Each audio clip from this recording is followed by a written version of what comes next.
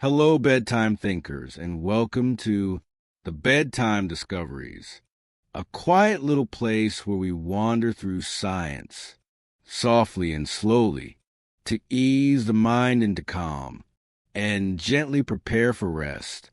Tonight, we will journey inside the human heart, that quiet, faithful companion beating steadily throughout our entire lives. The heart is both a powerful symbol and a vital organ. It is celebrated in poems and songs, yet at the same time it works quietly, pumping life-giving blood to every corner of the body. This evening, let's explore together, not in hurried detail, but in soft steps, like watching waves on a calm shore. Before we begin, I'd love to know where you are listening from. Perhaps you are tucked into bed, perhaps resting in a chair. Share your location and even the time down in the comments so we can see how far this gentle journey travels. And if you enjoy these quiet explorations, please remember to softly tap the like button and subscribe to this channel so you'll always have a calming companion for your evenings and peaceful nights. The heart, for thousands of years, it has been more than just an organ. When people think of the heart, they don't only picture a biological pump. They picture love, courage, passion, life itself. Long before doctors and scientists understood what the heart truly did, ancient civilizations gave it a place of honor. To the Egyptians, the heart was thought to hold the soul. When they prepared bodies for the afterlife, they removed the brain but carefully preserved the heart, because to them, the heart carried memory, identity, and truth. In fact, Egyptian texts describe a final judgment, where the heart of the deceased was weighed against the feather of Maat, the goddess of balance and truth. If the heart was heavy with sin, the soul would not pass into eternity. In ancient Greece, philosophers like Aristotle believed the heart was the seat of intelligence and emotion. The brain, in contrast, was thought of as a cooling organ, something secondary. The fiery warmth of human thought, they believed, came from the beating heart. Even in languages today, we carry remnants of these ancient beliefs. We say, learn by heart, have a change of heart, speak from the heart. These phrases reflect centuries of seeing the heart as a home of emotions, decisions, and truth. In poetry, the heart has been painted as a vessel of love. The heart aches when love is lost. It races when love is near. The symbol of the red heart, with its rounded curves, has become the universal sign for affection. Yet, interestingly, the shape does not resemble the real human heart.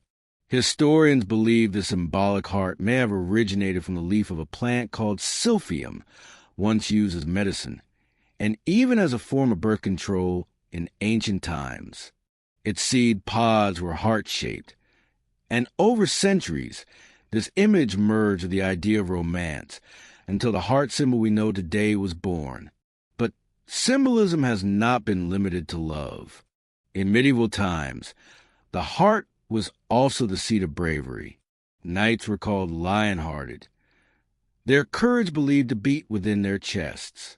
Even today, when we describe someone as wholehearted, we mean they are sincere, pure, and unafraid. Think of music.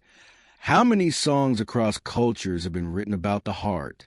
Broken hearts, young hearts, lonely hearts.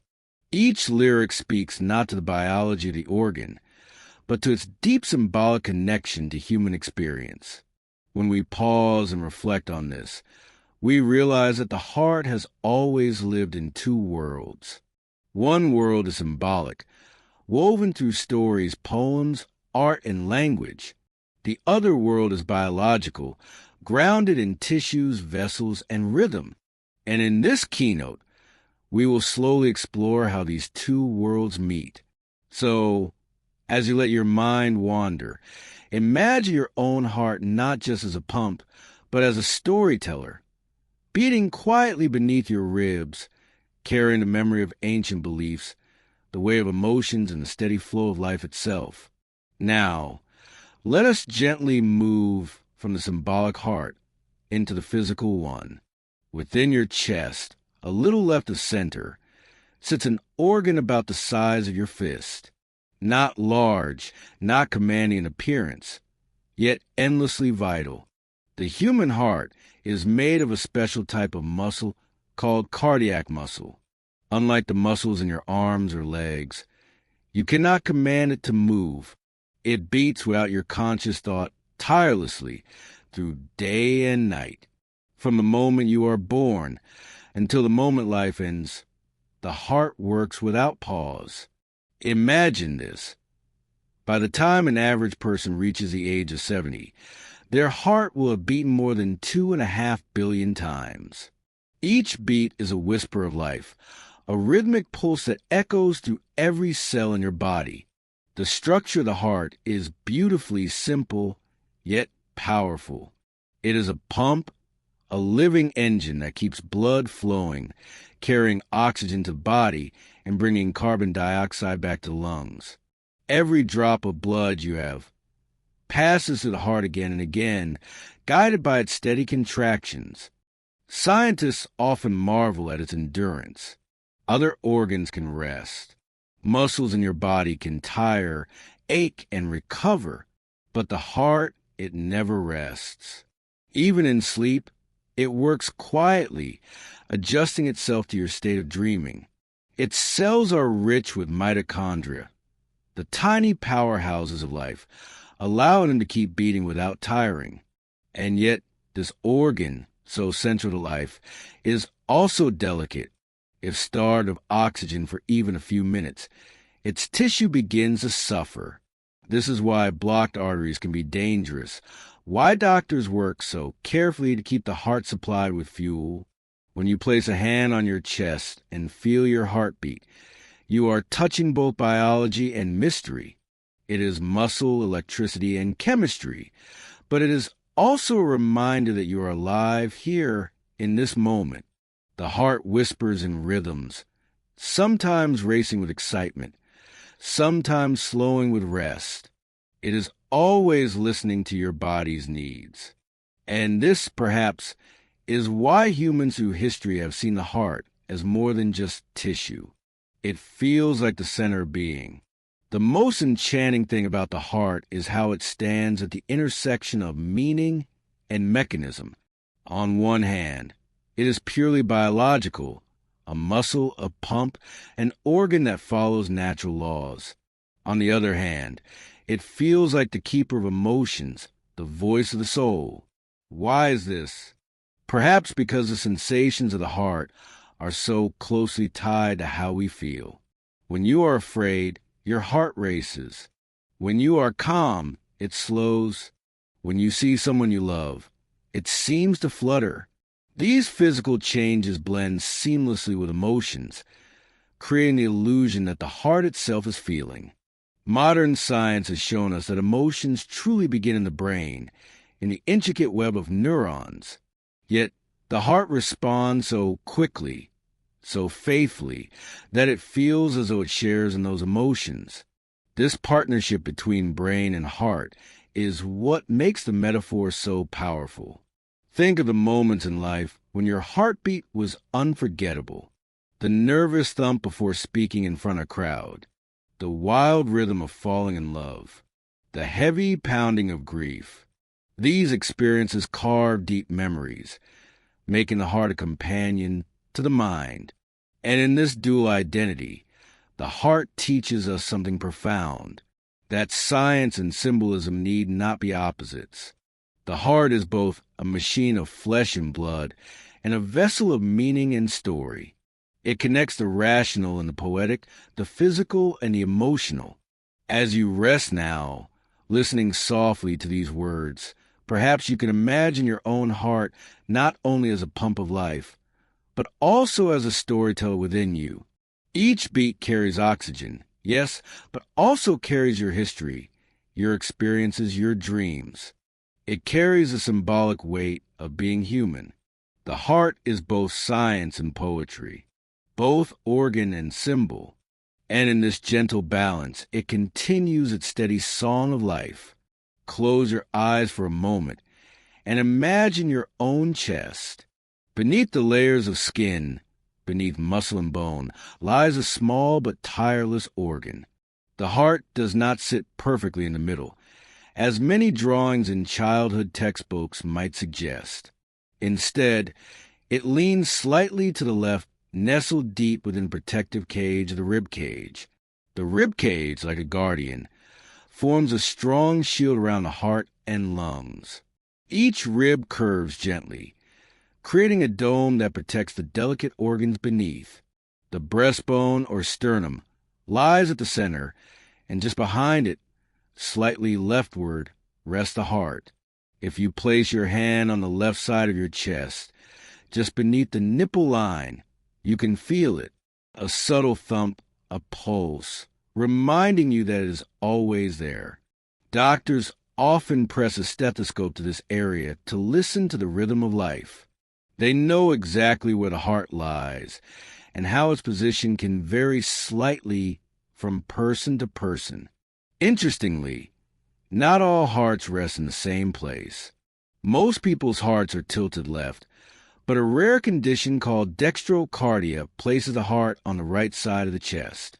This is very uncommon, but it reminds us that the human body is both consistent and unique. The heart's position is carefully chosen by evolution.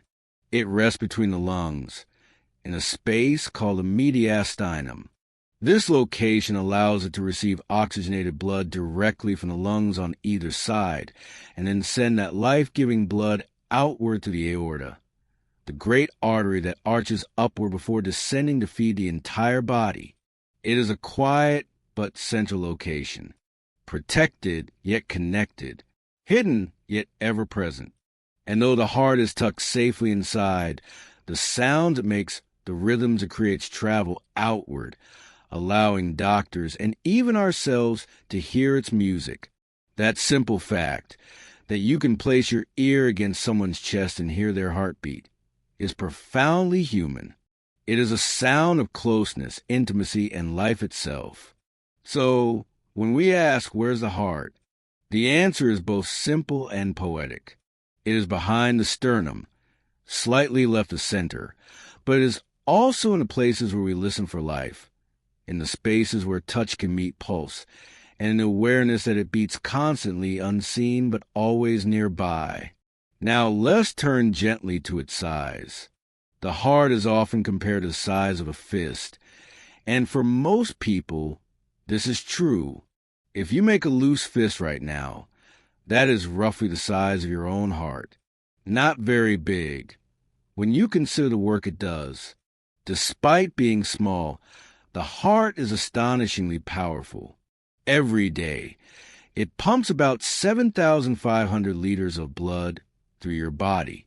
Every minute, it beats around 70 to 80 times on average, though it can slow during rest or quicken during activity.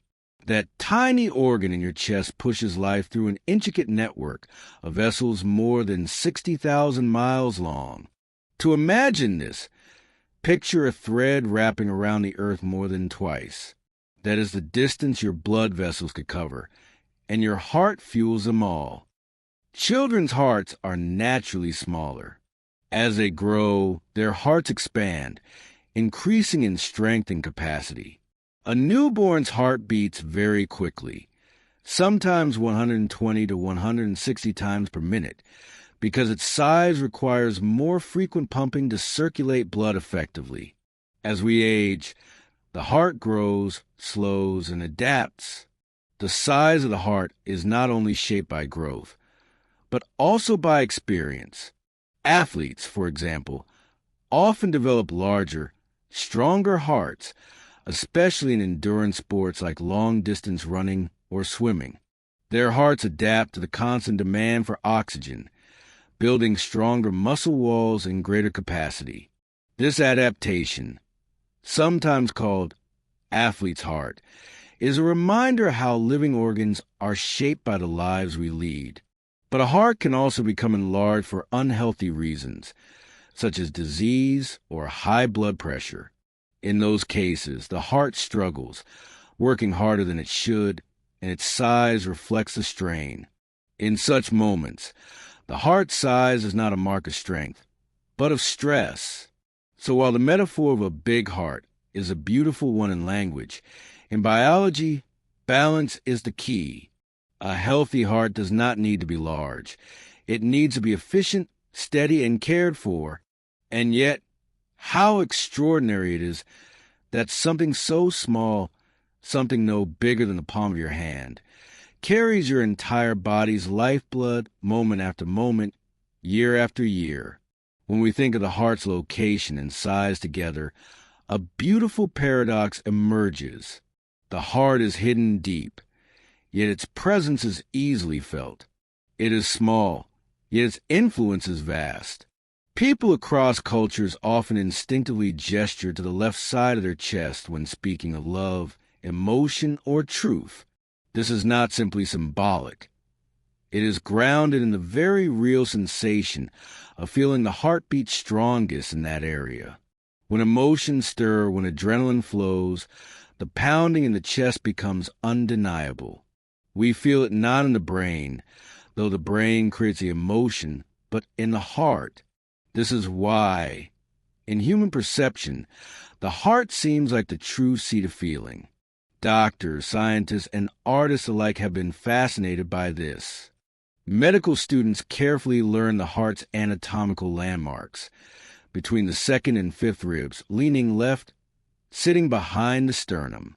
Artists, meanwhile, continue to draw the heart as a universal symbol, large and centered, filling the chest with its presence. What does this tell us? It tells us that the heart is both an organ of fact and an organ of perception. In truth, it is small, about a fist in size, resting quietly between the lungs. But in the human mind, it fills the whole chest.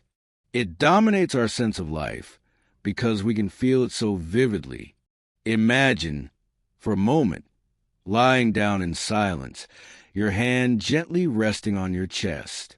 Feel the rhythm.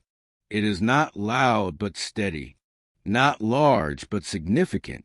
In that moment, you are aware of where your heart is and how small it may be, and yet it feels as though your entire being rests on its beating. And in a way, it does. So, the heart's location and size are not just details of anatomy. They are also truths of experience. The heart sits behind your sternum, a little to the left.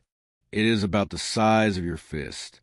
But in the lived human story, the heart is always central, always vast, always bigger than itself.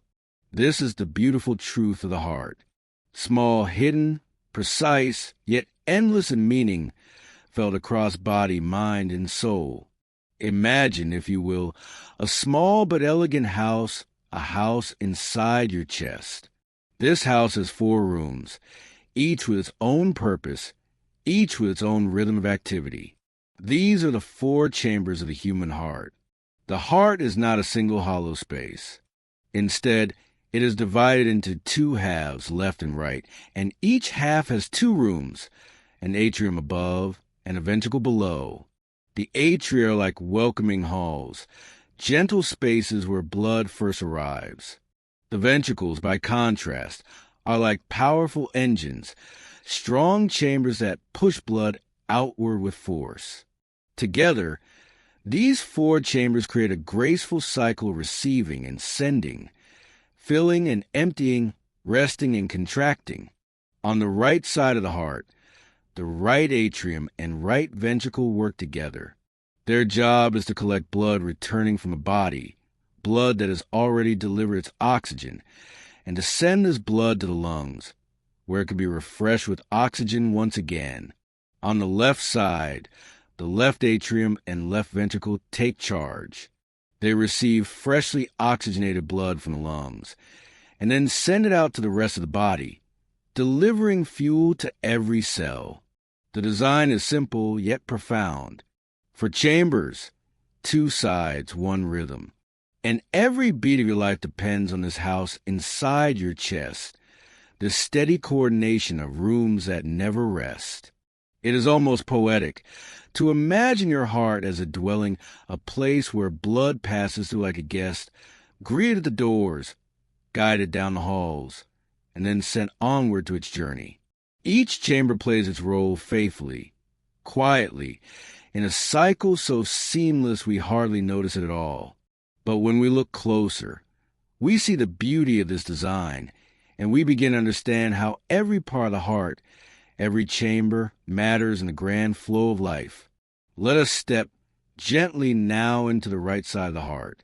Here, the right atrium acts as the first welcoming room. Blood from the body, poor in oxygen but rich in carbon dioxide, returns to the heart through two great veins, the superior vena cava, which carries blood from the upper body, and the inferior vena cava, which brings it from the lower body. All of this tired blood gathers in the right atrium, waiting for its chance to be renewed. When the time is right, the right atrium contracts, gently pushing blood to the tricuspid valve, a doorway that opens only one way, into the right ventricle below. The right ventricle is like a muscular pump, though not as thick or powerful as its partner on the left. Its job is not to send blood far, but just across the short journey to the lungs. When it contracts, the right ventricle pushes blood to the pulmonary valve and out into the pulmonary arteries. This is the only time in the body where arteries carry oxygen-poor blood, because their destination is the lungs. And here, in the lungs, something miraculous happens. Tiny air sacs called alveoli, delicate as lace, meet the blood with fresh oxygen. Carbon dioxide slips away, to be exhaled with every breath, and oxygen enters, dissolving into the red cells that will carry it back to the heart. This is a task of the right side of the heart, to gather the weary blood of the body and to send it onward to the lungs, where breath and blood meet and life begins anew. Though the right ventricle is smaller and its walls thinner than the left ventricle, its role is just as vital. Without it, the exchange of gases could never occur, and the cycle of life would come to a halt. And so, quietly, faithfully, the right atrium and ventricle play their part in the rhythm of survival. They are not rooms of great strength, but rooms of renewal, guiding blood toward breath, preparing it for its next journey. Now let us turn to the left side of the heart, the chambers of strength, the engines of circulation. From the lungs, refreshed blood returns to the heart through the pulmonary veins, carrying oxygen with them. This blood enters the left atrium, a chamber of grace and calm.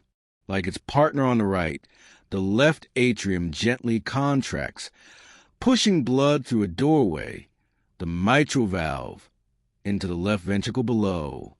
The left ventricle is the most powerful chamber of the heart. Its walls are thick, muscular, built to withstand immense pressure. For this chamber must do what no other chamber can. It must send blood to the entire body, from the top of the head to the tips of the toes. When the left ventricle contracts, it pushes blood upward to the aortic valve and into the aorta, the great artery, the main highway of life. From there, branches extend outward, delivering oxygen-rich blood to every organ, every tissue, every cell. Think of the force required, the precision of timing, the sheer endurance of this chamber. Day and night, without pause, the left ventricle generates enough pressure to push blood through thousands of miles of vessels, reaching even the most delicate capillaries of the skin. It is no wonder, then, that the left ventricle is considered the true powerhouse of the heart. Its role is monumental, its strength unmatched, and yet it works in harmony with the other three chambers, for no single room could sustain life on its own. Together, the four chambers form a cycle, body to right atrium, right ventricle to lungs, lungs to left atrium, left ventricle to body. Over and over, again and again, a rhythm as old as your very first breath. And as you reflect on this cycle, you may notice how beautifully balanced it is. The right side is gentle, sending blood on a short journey to the lungs. The left side is strong, sending blood on a long journey to the body. Each chamber complements the others. Each chamber is essential. So when you imagine your heart, perhaps you can see it not just as a pump, but as a house of 4 rooms, each alive with purpose. Blood enters, rests, and leaves. It is welcomed, guided, and propelled. And all of this happens quietly, faithfully, as you go about your life, often without ever noticing. The 4 chambers of the heart, a design so simple and yet so miraculous. A house of life within you. Imagine, if you will, the heart once more as a little house, a house with 4 busy rooms. In this house, doors open and close with perfect timing, guiding every visitor along the right path. These doors are the heart's valves, small, delicate structures, yet essential for life. Without valves, blood would wander aimlessly, flowing backward, pooling in the wrong places. But with valves, the flow is precise, steady, one-directional. The heart, then, is not just a pump, but a carefully orchestrated system of chambers and gates, each moving in perfect rhythm. There are 4 main valves within the human heart. The tricuspid valve between the right atrium and right ventricle. The pulmonary valve between the right ventricle and the pulmonary artery. The mitral valve between the left atrium and left ventricle. The aortic valve between the left ventricle and the aorta. Each valve has a simple yet beautiful job: to allow blood to pass forward and prevent it from flowing back. They are guardians of direction, keeping the cycle of circulation smooth and unbroken. Think of them as little doors that never slam, but whisper shut.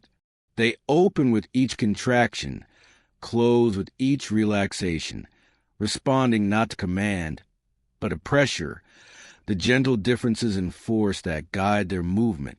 They are not powered by muscles nor by will, but by the natural laws of fluid flow. And yet, though they are passive, they are vital. Without them, the music of the heart would collapse into chaos. With them, it becomes a symphony of rhythm, each chamber playing its part, each valve opening and closing at exactly the right moment.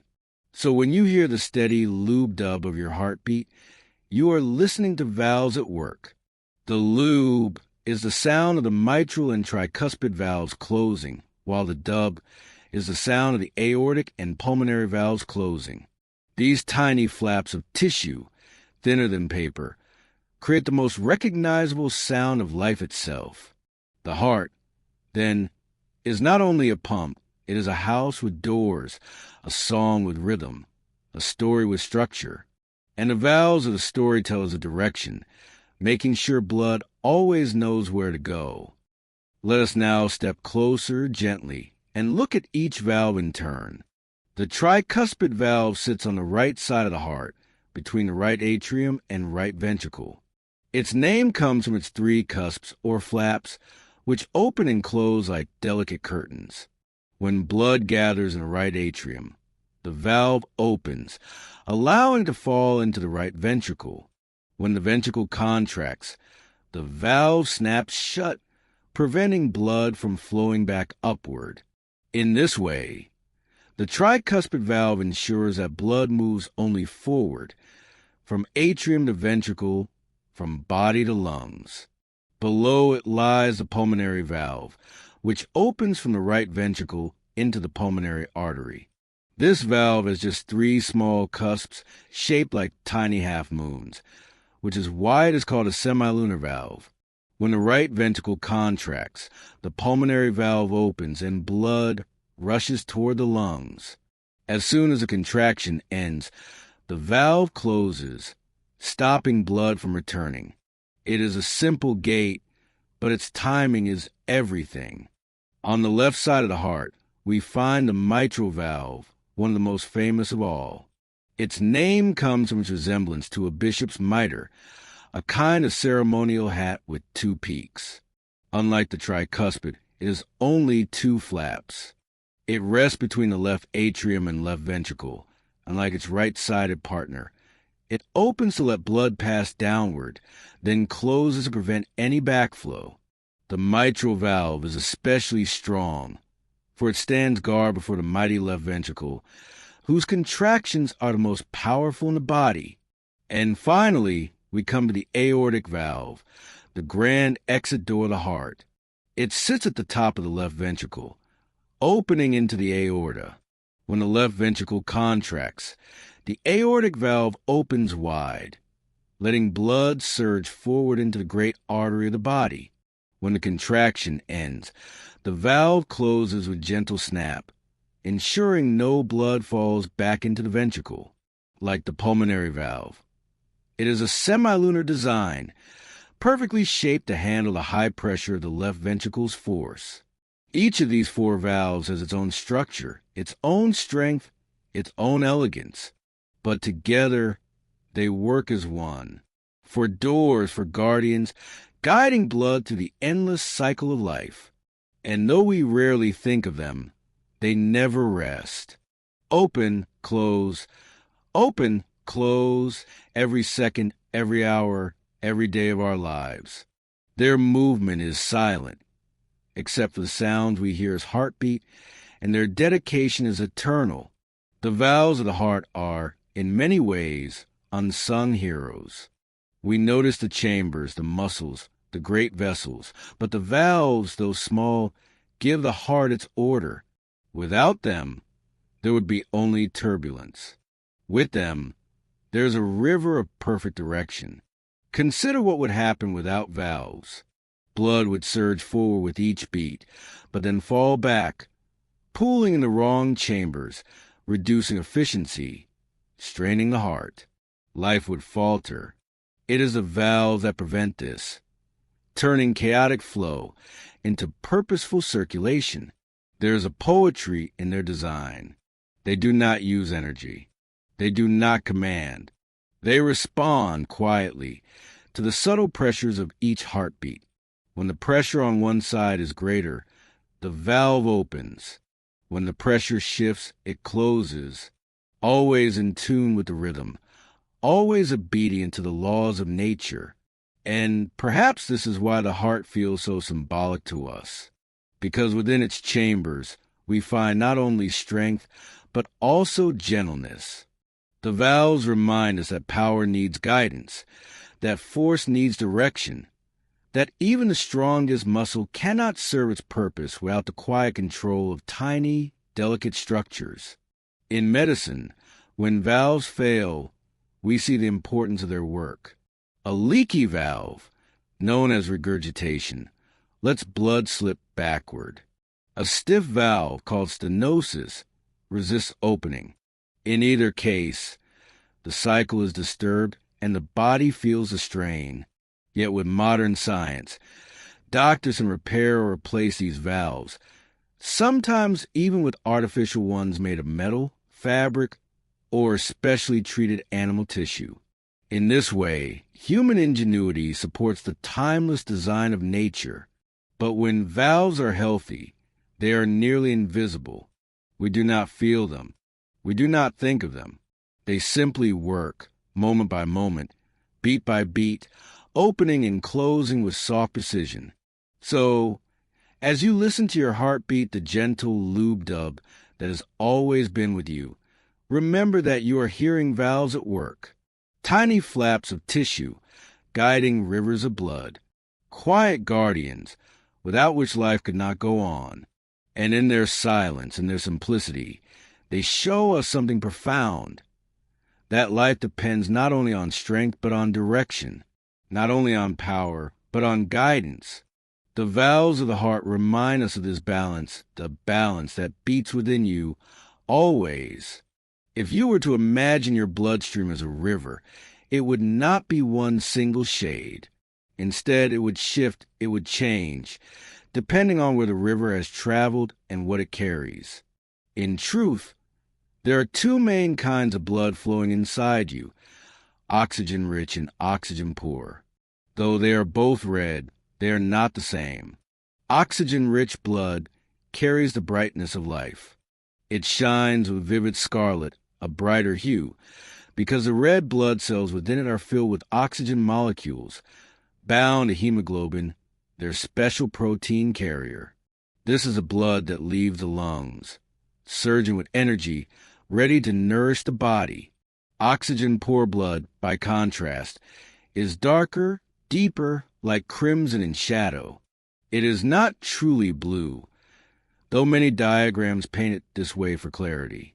It is still red, but a darker, heavier tone, because it has given up much of its oxygen to the cells, and in return it carries away carbon dioxide, the waste of respiration. The shift in color is subtle, but meaningful. And this difference between oxygen-rich and oxygen-poor blood is at the heart of circulation, the very reason the heart's chambers are divided, and why blood must travel to the lungs before returning to the body. If you pause for a moment and reflect, you might realize that this is a mirror of life itself. We breathe in, and with each breath, oxygen flows into our lungs, into our blood, into every cell. We breathe out, and with each exhalation, carbon dioxide is released, a reminder that every exchange has two sides, receiving and giving, taking and returning. This rhythm of oxygen is what sustains us. Without it, cells falter, organs fail, and life begins to fade. With it, the body glows with energy. And so, the river of blood, always shifting from oxygen-rich to oxygen-poor, is a living thread that ties breath and body together. Let's follow this journey more closely. When you inhale, air enters your lungs, filling tiny sacs called alveoli. These alveoli are so thin, so delicate, that oxygen molecules slip across their walls into the blood that flows beside them. At the same time, carbon dioxide, collected from the body, passes in the opposite direction, leaving the blood and entering the lungs to be exhaled. In the alveoli, red blood cells become messengers of oxygen. Each red cell carries hemoglobin, and each hemoglobin molecule can hold up to 4 oxygen molecules. When oxygen binds to hemoglobin, it transforms the blood into that bright, vivid scarlet, oxygen-rich blood full of promise. This freshly oxygenated blood flows through the pulmonary veins back to the left atrium of the heart. From there, it enters the left ventricle, which pumps it into the aorta, sending it outward with great strength. The journey continues, branching into arteries, smaller arterioles, and eventually into capillaries, the tiniest vessels, so narrow that red blood cells must pass through single file. Here, at the capillaries, the true magic happens. Oxygen leaves the blood and enters the tissues, crossing into the hungry cells that need it for survival. Inside those cells, oxygen participates in cellular respiration, the process that generates energy. Glucose, the sugar carried from food, is broken down with oxygen to create ATP, the molecule of energy. It is this energy that allows muscles to contract, nerves to fire, and organs to function. And when oxygen has been used, what remains is carbon dioxide, the waste product. This carbon dioxide diffuses back into blood, binding loosely to hemoglobin or dissolving into plasma, to be carried away. The blood, now darker, oxygen-poor, begins its return journey. Through veins it travels, merging into larger and larger vessels, until it arrives at the right atrium of the heart. From there, it is guided into the right ventricle, and then sent once more to the lungs. The cycle repeats, endlessly, quietly, as long as life continues. Oxygen rich, oxygen poor. Inhale, exhale. It is a gentle dance of survival, repeated billions of times in a lifetime. The difference between oxygen-rich and oxygen-poor blood is not just a matter of color or chemistry. It is also a story of exchange, of giving and receiving, of balance. Think of the way we speak of life. We say someone has a breath of fresh air when new energy comes into their world. We say someone is drained when their energy is low. These metaphors reflect the biology within us. Oxygen-rich blood brings vitality, brightness, and strength. Oxygen-poor blood carries the weight of work done, the burden of waste, and the need for renewal. In truth, neither is bad. Both are essential. Without oxygen-rich blood, there would be no energy. Without oxygen-poor blood, there would be no removal of waste, no balance. The cycle requires both. It is a reminder that life itself is not about constant fullness, but about ebb and flow. Science shows us the details: hemoglobin binding, alveoli exchanging, pressure shifting.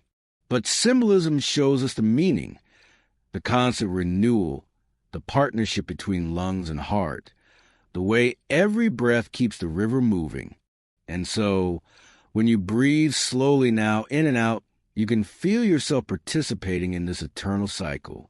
With each inhale, you give your blood new life, oxygen-rich and bright. With each exhale, you release what is no longer needed, oxygen-poor blood carrying its burden away. The heart and lungs, working together, ensure this balance. They remind us that survival is not static, but rhythmic. They whisper to us that every moment of life is both intake and release, both gift and letting go. So, the next time you see a diagram showing red and blue vessels, or you feel the rise and fall of your breath, remember, these colors are the colors of life itself.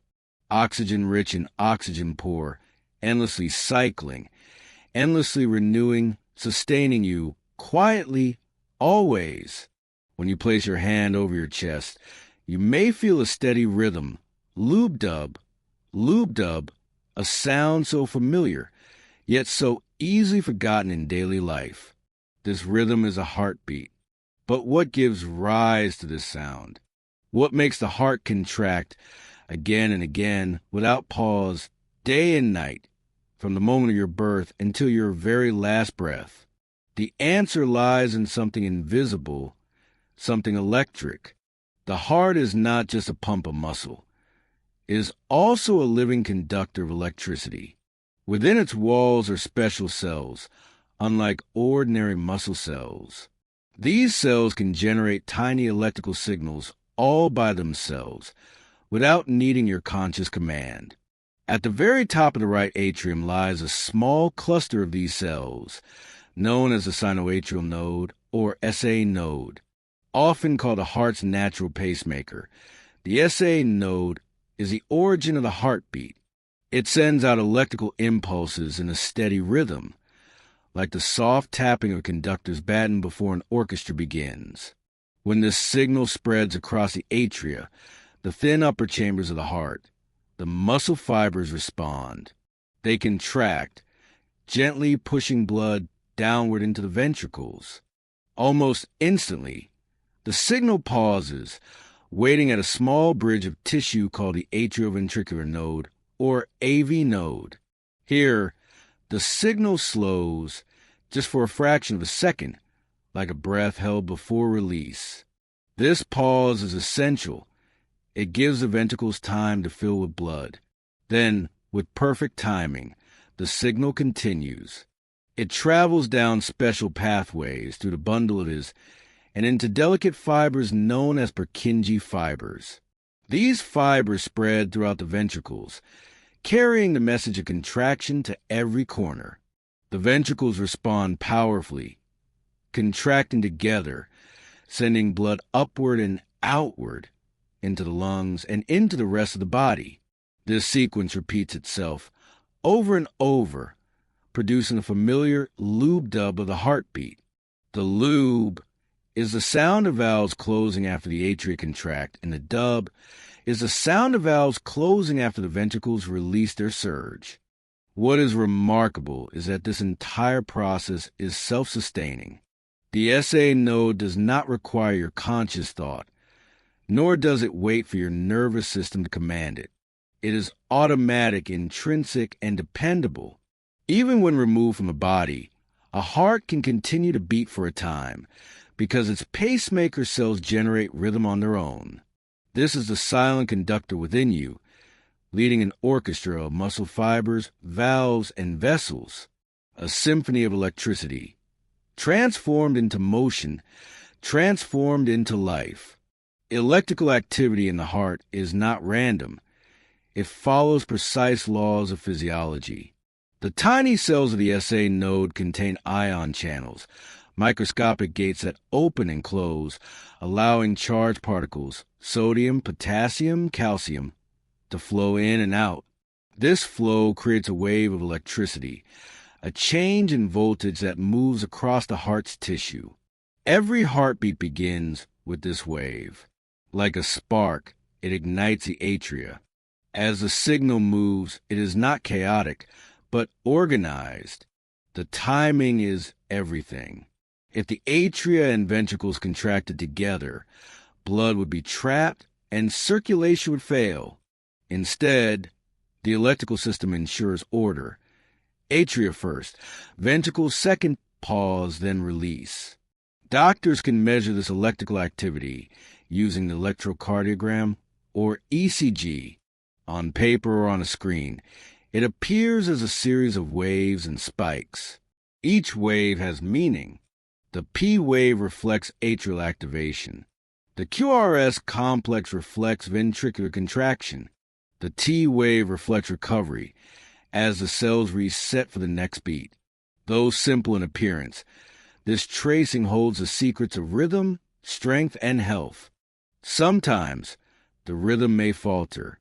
If the SA node fails, other parts of the heart can take over, though often at a slower rate. If the signals are disrupted, arrhythmias can occur, irregular beats, skip beats, or rapid flutters.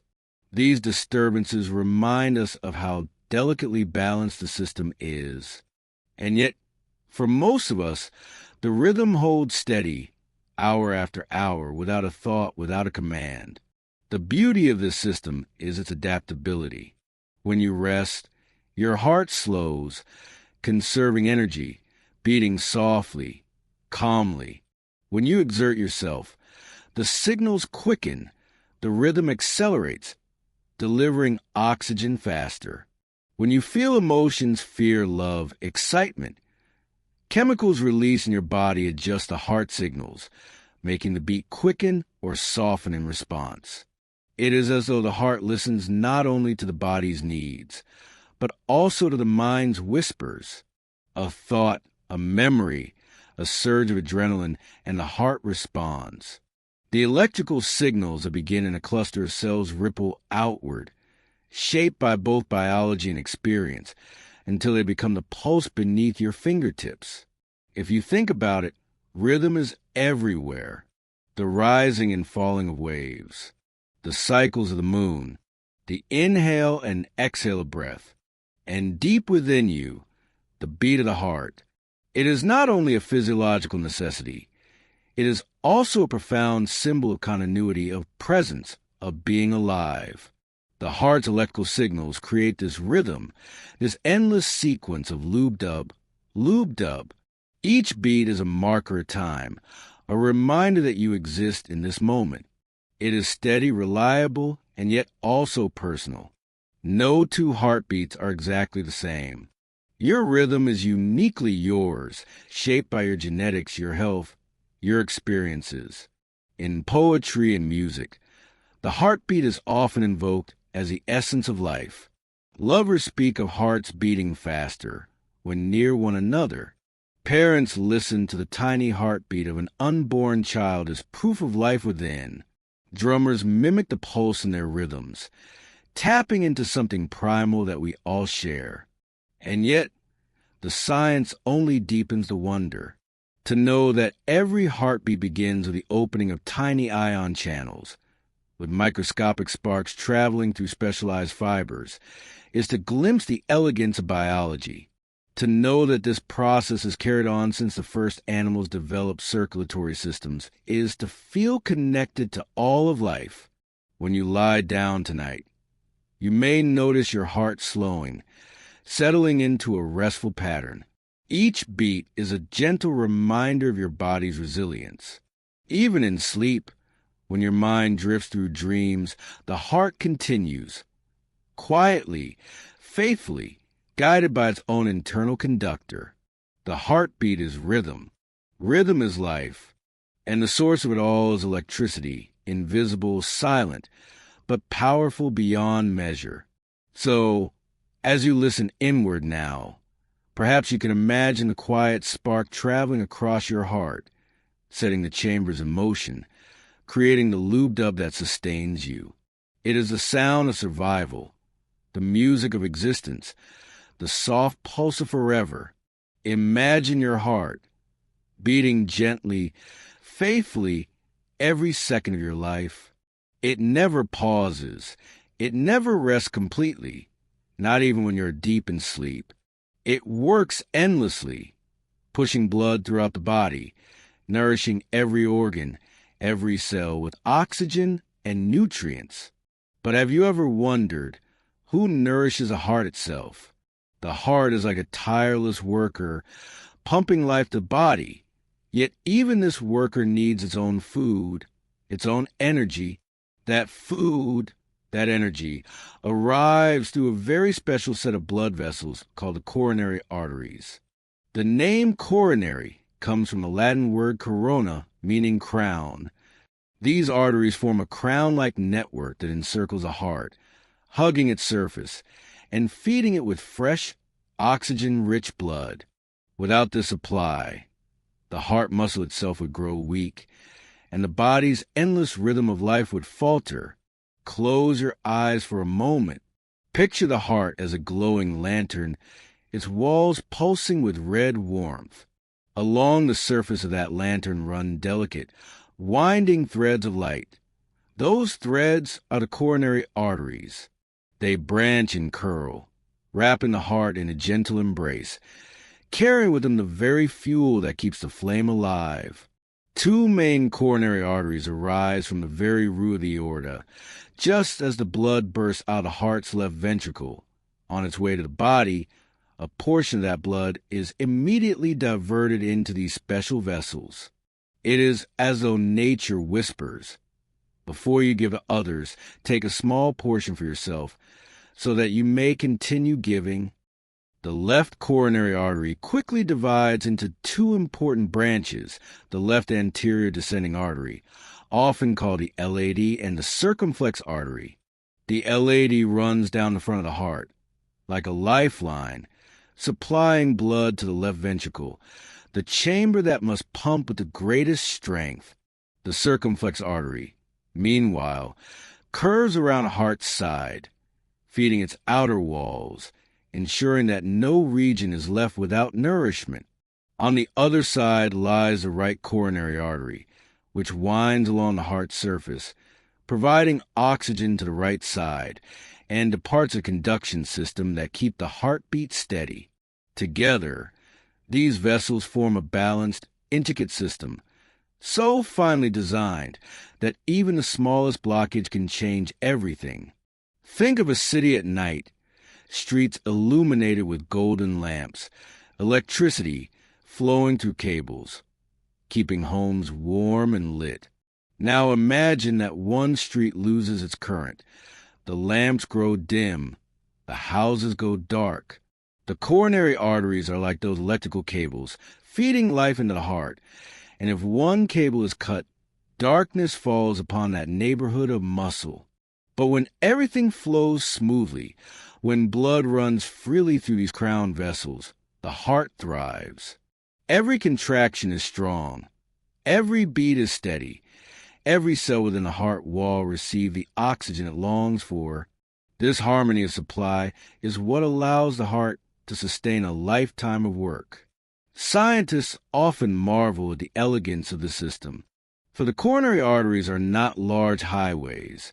Like the aorta, they are rather like narrow winding lanes, small yet vital.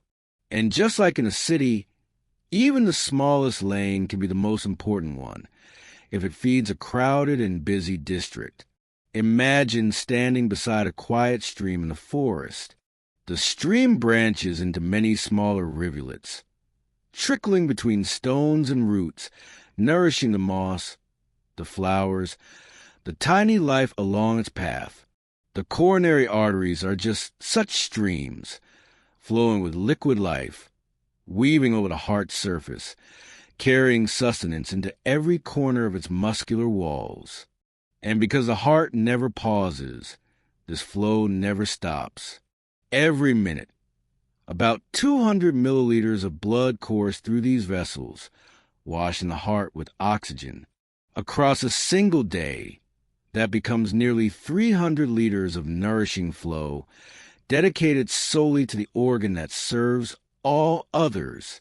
It is humbling, isn't it, to realize that even the mighty heart, the engine of the body, depends on its own private system of care.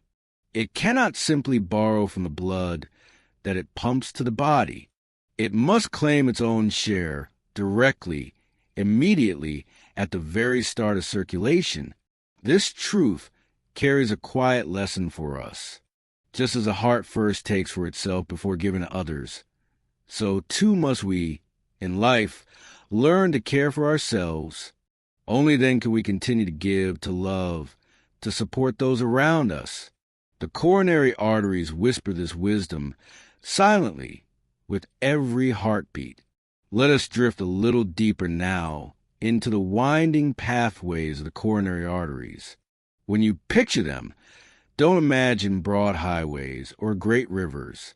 Instead, imagine gentle, twisting country roads, weaving across rolling hills. Roads that seem small, yet each one is essential, carrying travelers, carrying life. In this case, the travelers are red blood cells, glowing with oxygen, gliding softly through the vessels, bringing with them energy, warmth, and vitality. Each red blood cell is like a tiny lantern. Inside it, hemoglobin clings to oxygen, cradling it carefully, as though protecting a precious gift. These cells slip into the coronary arteries, and then further into ever smaller branches, called arterioles, and then into the tiniest capillaries that lace through the heart muscle. It is here, in the delicate stillness of the capillaries, that oxygen is finally released, gently handed over to the waiting muscle cells. Those muscle cells, called cardiomyocytes, are the workers of the heart wall. Each one contracts and relaxes in rhythm, never tiring, never stopping. But they cannot do this alone. They need a constant stream of oxygen to create the energy molecules, ADP, that drive every contraction. Without oxygen, within mere minutes, their strength falters and their beating rhythm begins to break. This is why the coronary arteries are so sacred. They are not merely vessels of blood. They are guardians of continuity, protectors of rhythm. If you listen closely to your heartbeat right now, perhaps you feel in your chest, perhaps faintly in your wrist, every thump, every echo is powered by the invisible river flowing through the coronaries. When that flow is smooth, the music of life continues, strong and even, but if the flow is interrupted, even for a short while, the music falters, becomes irregular, sometimes even fades away. Consider for a moment the way the coronary arteries share their work. The left anterior descending artery, the LAD, is often called the widowmaker, not because of cruelty, but because of its importance. It supplies the very front wall of the left ventricle, the chamber that pumps blood to the entire body. If this artery is blocked, the consequences are swift and severe. But alongside it, the circumflex artery tends to the side and back, wrapping itself like a gentle arm around the heart. While on the other side, the right coronary artery provides for the right ventricle and also sends branches to nourish the electrical wiring of the heart. Without its gift, the natural pacemaker, the sinoatrial node, and the atrioventricular node may weaken, leading to irregular rhythms. Together, these vessels form a silent orchestra, each one playing its part, ensuring that no region is left in shadow, that no muscle cell is left unfed. It is a design of quiet perfection. And yet, even within this perfection, there is fragility. The coronary arteries are narrow, delicate, and vulnerable to changes. Over time, tiny deposits of fat and cholesterol may cling to their inner walls, slowly forming plaques. At first, these plaques are like harmless pebbles at the edge of a stream. But if they grow, they narrow the channel and the flow begins to suffer. Imagine a peaceful stream, narrowing at one point, where stones and twigs are collected. The water that once flowed smoothly now struggles, whirls into eddies, and slows down. So too does blood in a narrowed coronary artery. The oxygen supply falters, and the heart begins to ache. This ache is what we call angina, a quiet signal, a whisper from the heart, that it hungers for more oxygen than it receives. And if a plaque suddenly ruptures, the clot that forms can block the artery completely. The flow stops. The muscle beyond is starved, and a heart attack begins. In medical language, this is a myocardial infarction, but in human terms, it is a heart crying out in distress. Yet even here, there is resilience. Some people develop small side paths called collateral vessels. These are like hidden alleyways in the city, opening up when main roads are blocked. They cannot always carry the full load, but sometimes they provide enough of a lifeline, enough to keep the heart muscle alive until help arrives. Nature, in its quiet wisdom, often builds these backup routes, reminding us that the body, too, is patient and resourceful. But let us step away from disease for a moment and return to the beauty of normal flow. When you exercise, your heart begins to pump faster and harder. Its muscle cells burn more oxygen, demanding more fuel, and the coronary arteries respond instantly. Their smooth muscle walls relax, widening the vessels, letting more blood rush through. Within moments, the supply is doubled or tripled. It is like opening the gates of a dam when the town needs more water. The reservoirs pour forth, the rivers surge, and every thirsty root is satisfied. And when you rest again, when you sit quietly or drift into sleep, the demand falls. The coronaries gently narrow, the flow eases, but it never stops. Even in the stillest slumber, even when your body is at its most peaceful, the coronary arteries continue their endless task, feeding, guarding, sustaining. This balance of flow, this dance between need and supply, is one of the marvels of physiology. The coronary arteries are not rigid pipes. They are living, breathing structures lined with endothelium, able to sense chemical signals from the blood and respond within seconds. In truth, they are more like sentient rivers, aware of the heart's every desire. As you sit here listening, your coronary arteries are adjusting in real time. If your mind wanders and your heart beats a little faster, they widen ever so slightly, sending more oxygen. If you feel calm and still, they relax again, conserving flow. And all of it happens in silence, beneath awareness, a hidden crown of life, circling your heart.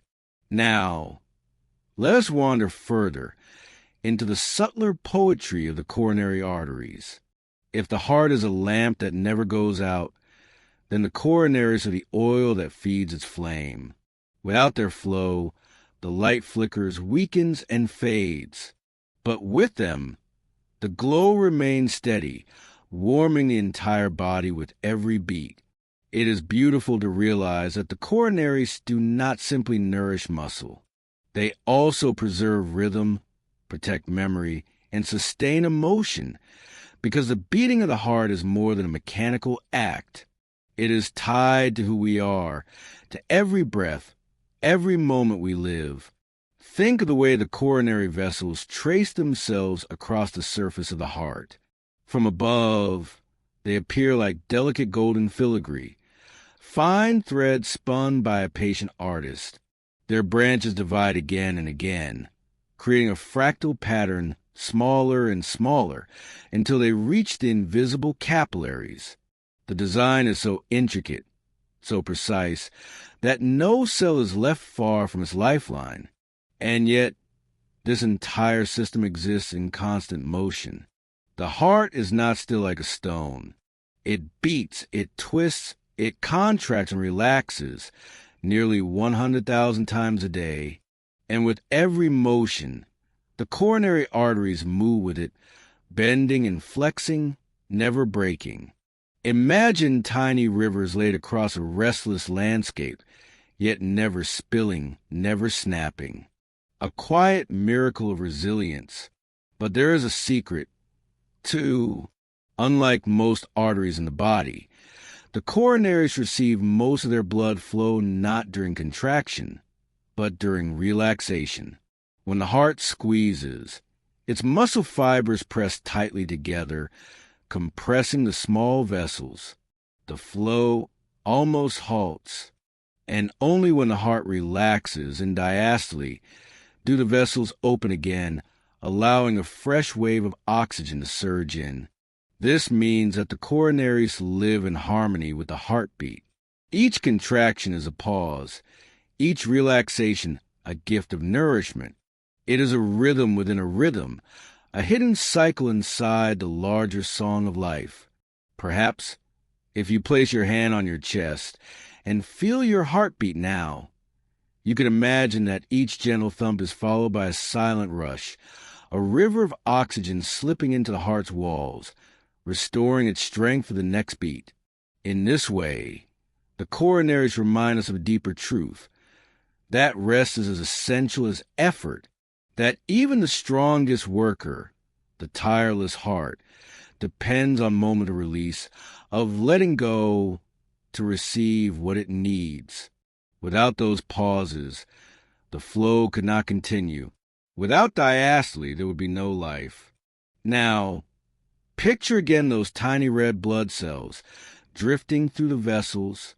Each one has traveled a long path already, from the lungs, where it gathered oxygen, to the left atrium and ventricle, and out into the aorta. And then, at the very beginning of the aortic arch, it slips into a coronary opening and takes the detour that leads directly back to the heart itself. It is almost poetic. The heart, which gives blood to every part of the body, also claims the very first share for itself, not out of selfishness, but out of necessity, for without nourishment, the heart could not serve the rest. There is wisdom here, a kind of metaphor, that to care for others, one must also care for oneself. Just as a heart must feed its own muscle before it can send blood to the brain, the lungs, the limbs, the coronary arteries embody this balance, quiet self-sustenance, so that generosity to the body may continue without end. As the red cells pass through the capillaries, oxygen slips across thin membranes into the waiting heart cells, and in exchange, carbon dioxide is taken up, carried away to the lungs. There's a soft conversation happening here, a trade that never ceases. Oxygen for energy, carbon dioxide for removal. Life's simplest, most vital exchange, And when the cells of the heart receive their oxygen, they transform it into pure energy, a molecule called ADP. That energy ripples outward, powering contraction, twisting the ventricles, pushing blood forward with quiet determination. And so, the very oxygen that began in the lungs and traveled to the coronaries becomes a force that propels new oxygen to every tissue in the body. It is a circle, a loop, endless, seamless. Now imagine drifting into sleep. Your heartbeat slows, the demand for oxygen falls. The coronaries narrow ever so slightly, conserving energy. Your heart still beats, steady, calm, but it rests with you. And then imagine waking, climbing a hill, or feeling a moment of excitement. Your heart rate quickens. Your body hungers for more oxygen. And without hesitation, the coronaries respond, opening wide, increasing flow 2, 3, even 4 times, instant, graceful, invisible. It is almost as though the coronaries listen to your every mood, your every action, and adjust themselves to match a faithful companion, always present, always attentive. They are not silent pipes. They are alive, aware, sensitive, lined with endothelial cells that sense chemicals, pressure, even sheer force of flowing blood. They release signals, nitric oxide, prostacyclin, endorphin, messengers that tell the smooth muscles to relax or contract, widening or narrowing the passageways. This living dialogue never ends. It is a conversation in molecules, a music of chemistry, guiding the rivers of life through the beating heart. And so, the coronary arteries remind us of something gentle, that life is not simply mechanical, not simply structure and function, but also harmony, adaptation, and constant conversation. Every moment, as you sit here, your heart beats on, your coronary arteries flow silently, faithfully, carrying oxygen to every corner of your heart muscle. And though you may not feel them, though you may never hear them, they are always there, hidden rivers, sustaining the flame of your life. Perhaps tonight, as you rest, you might imagine them delicate golden threads circling your heart, glowing softly with each beat, feeding it, protecting it, holding in balance a secret crown of vessels, a circle of guardians. They are, in the end, the fuel of the heart, the reason the light never goes out, the reason rhythm endures. And with every gentle thump you feel, they're there unseen, unheard, but forever present. When we think about the heart, we often imagine it as something delicate, something precious, and something that quietly works for us without complaint day after day, night after night. The truth is, the human heart is remarkably strong, yet also deeply sensitive to how we live our lives. Caring for it is like caring for a quiet, loyal friend who never asks for much, but gives us everything. Tonight, as we wander together through this gentle exploration, we'll talk about how we can take care of our heart, both in body and in spirit. And as always, we will move slowly, softly, as though we are drifting into a calm dream. Every beat of your heart is influenced by the way you live. Imagine your heart as a small boat floating on an endless river. The choices you make each day are like the water surrounding it. If the waters are calm, the boat glides effortlessly, quietly making its way downstream. But if the waters are stormy, filled with waves of stress, heavy foods, or harmful habits, the little boat must fight harder and harder to stay afloat. Scientists have studied the heart for centuries, and one truth has emerged again and again. Lifestyle is the greatest gift or the greatest burden that we can give to this organ. Simple choices like eating nourishing foods, moving our body with kindness, and finding time to rest can help the heart remain strong for many, many years. Let's take food as an example. Picture a plate filled with colorful fruits, leafy greens, and gentle grains. These foods are rich in fibers and natural compounds that help clear the pathways of blood vessels, almost like softly polishing the inside of pipes. Each bite of fresh fruit or vegetable is like a whisper of care, telling the heart, I am supporting you. I am helping you continue your journey. In contrast, when the heart receives heavy meals full of saturated fats or processed sugars, it feels as though a thick fog is settling into its pathways. The blood vessels may begin to narrow. Blood may struggle to flow smoothly and slowly. Over time, the heart must work harder. It doesn't complain loudly, not at first, but its quiet struggle continues beneath the surface. Now, imagine another way we show care. Through movement. The heart loves when the body moves.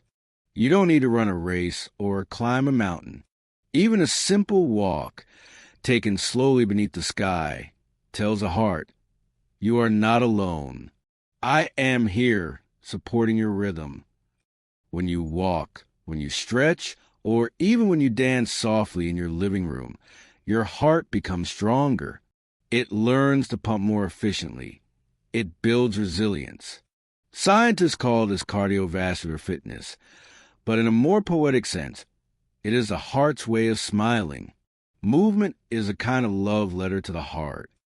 There's also a calming paradox here. The more we use our heart gently through movement, the more it rests when we are still. Like a well-trained musician who plays with grace, the heart of someone who moves often beats with more harmony, more rhythm, and more balance, even during quiet sleep. But caring for the heart is not only about food and exercise. It is also about peace. Stress, as we know, is like a storm that rattles the nervous system. When we are worried or tense, the body sends little signals, chemicals like adrenaline and cortisol, that make the heart beat faster, harder, sometimes irregularly. Think of those moments when your heart raced during worry or fear.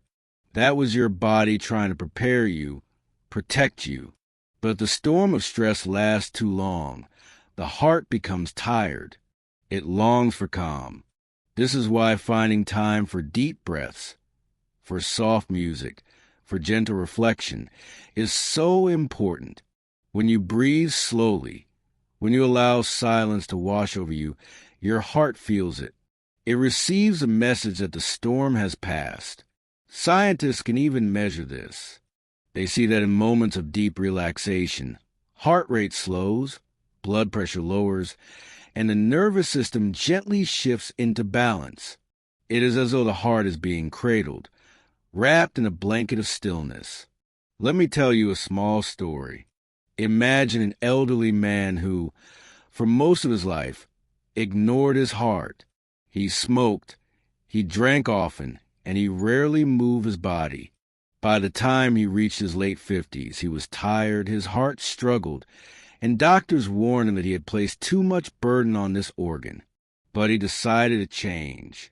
Slowly, he replaced cigarettes with fresh air.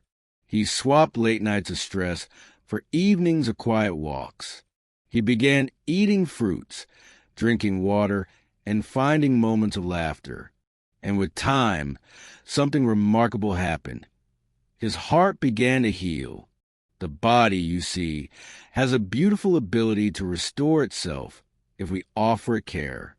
Within a few years, his heart was stronger, his breath steadier, and his life more peaceful. He would later say, "My heart gave me a second chance, and I will never take it for granted again." This story reminds us that it is never too late. Whether you are young or old, whether you have cared for your heart or neglected it, the heart is forgiving, always ready to respond to kindness. Caring for the heart is not always about physical action.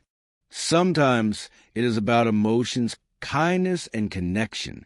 People who share love, laughter, and friendship often have healthier hearts. Why? Because emotions are not just feelings in the mind. They ripple through the body. When you hug someone you love, oxytocin, sometimes called the bonding hormone, is released. These soft chemicals lower stress, calms blood pressure, and soothes the heart. When you laugh with friends, endorphins are released, which also help the heart relax. Even moments of gratitude, when you simply pause and say, I am thankful for this day, send calming signals through the body. So, care is not only diet and exercise, it is also love, laughter, and peace. As we continue this journey, let's lean even deeper into the ways we can nurture and protect our heart. The human heart is not only a muscle, it is a storyteller.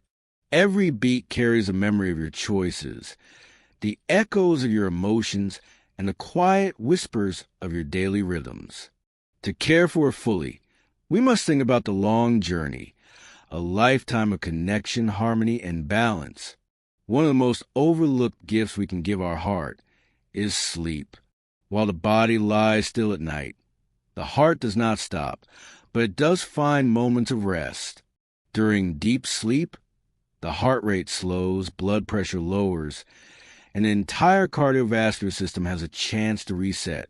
Imagine a worker who has labored all day. If given time to rest, they return the next morning refreshed and ready. But if kept awake, forced to labor endlessly, their strength fades. The heart is the same. Without enough rest, it begins to tire, and with time, this strain can lead to serious illness. Scientists have found that people who consistently sleep less than 6 hours a night often have higher risks of high blood pressure, irregular heart rhythms, and even heart disease. In contrast, those who rest deeply, who give their heart time to breathe in the silence of sleep, often find themselves healthier, calmer, and more resilient. So, one of the gentlest acts of care we can offer is to allow ourselves the gift of sleep. It is not laziness, it is medicine. Another simple form of care is water. Our bodies are mostly made of it, and the heart depends on it to move blood smoothly through our vessels. Without enough water, blood can become thicker, harder to pump, and the heart must work harder with every beat. Think of a river. If it runs full, water glides easily over rocks and bends. But if the river dries, the remaining water struggles, pooling in places, slow in others. The heart feels this struggle when we do not drink enough. By sipping water throughout the day, we ease this burden. Each glass is like a soft rain returning to the river, helping it flow freely once again. It is a small act, yet profoundly powerful for the heart. The heart also listens carefully to what we place inside our body, not only food, but substances that can harm. Cigarettes, alcohol in excess, and certain chemicals strain the heart in silence. A cigarette, for example, delivers toxins that narrow blood vessels, reduce oxygen, and force the heart to beat harder. Alcohol, when taken too often, can weaken the very muscle fibers of the heart itself. But when these habits are released, when the lungs breathe fresh air, when the body is filled with clean nourishment, the heart begins to heal. Blood vessels widen again, oxygen flows freely, and the heart's rhythm softens. The science is clear. Removing toxins is like removing heavy weights from the shoulders of the heart. Caring for the heart also means listening to it.